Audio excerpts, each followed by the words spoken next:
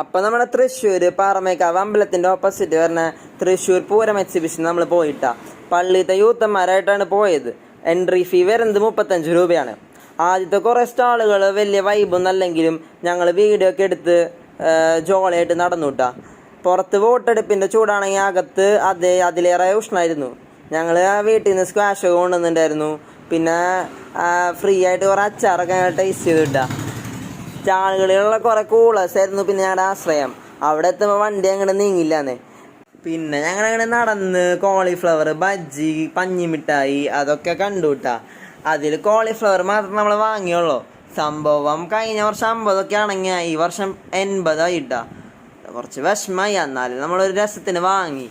Book സ്റ്റാളിലൊക്കെ കയറി ഇപ്പോഴത്തെ trending ആയിട്ടുള്ള ബുക്സായ റാം കെയർ ഓഫ് ആൻഡി, ഏറ്റവും പ്രിയപ്പെട്ട എന്നോടൊക്കെ ജസ്റ്റ് ഒന്ന് മറിച്ച് നോക്കി. വായിക്കാനുള്ള കൊതിയൊക്കെ ഉണ്ട്, പക്ഷെ എന്നാലും വായനാശീലമൊക്കെ കുറവായതുകൊണ്ട് അതവിടെ വിട്ടു.